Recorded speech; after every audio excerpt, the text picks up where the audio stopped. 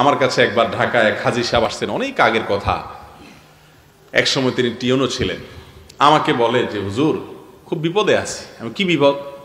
বলে যে আমার ঘর বাড়িতে সারাদিন গন্ডগোল ফাসাদ চলে আমার ছেলে মেয়েদের সাথে।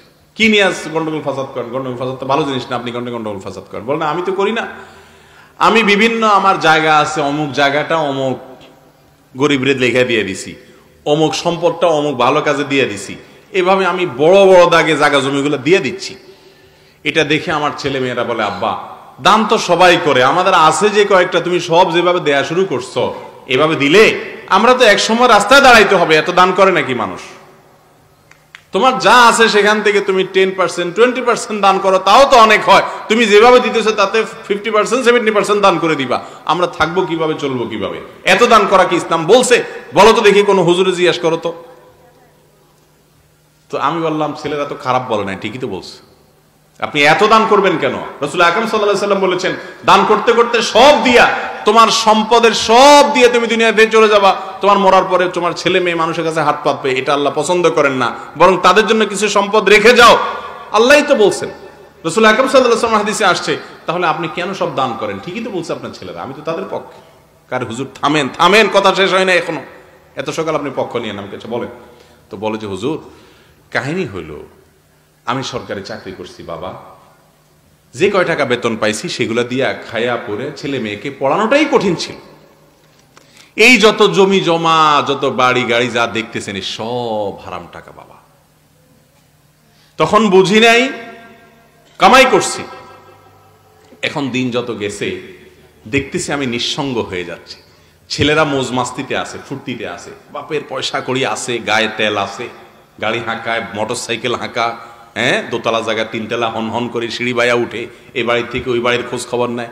এদের দিনকাল দেখি খুব ভালো যাচ্ছে মাশাআল্লাহ, মেয়েরাও খুব মাশাআল্লাহ দিনকাল ভালোই যাচ্ছে, বাপের অনেক সম্পদ। আমি চিন্তা করতেছি আমি তো দিন দিন একা হয়ে যাচ্ছি। ছেলেও এখন আমাকে টাইম দেওয়ার সুযোগ নেয়, বলে আব্বা অনেক বিজি, আব্বা অফিসে অনেক কাজ, ব্যবসার এত ঝামেলা, একটু ফোনও করার সময় পায় না। মেয়ে বলে আব্বা ছেলে মেয়ে সামলায়, তোমার জামাই দোকান থেকে আসে, বাজার থেকে আসে, অফিস থেকে আসে, টাইম পাই না, সবাই বিজি। তো বেচারা হাজী সাহেব, ওই বুড়া মানুষ, সে দেখছে যে আল্লাহ রাব্বুল আলামিন যে তার আসল আপন, আল্লাহ তাকে বলছে যে হারামের পথে যাইস না বান্দা, যাদের জন্য হারামের পথে যাবি কিয়ামত পর্যন্ত অপেক্ষা করা লাগবে না, দুনিয়াতেই দেখবি তারা কত স্বার্থপর, আর তোর হারামের অপরাধ আর পাপ নিয়ে তোকে কিভাবে জাহান্নামে যেতে হয়।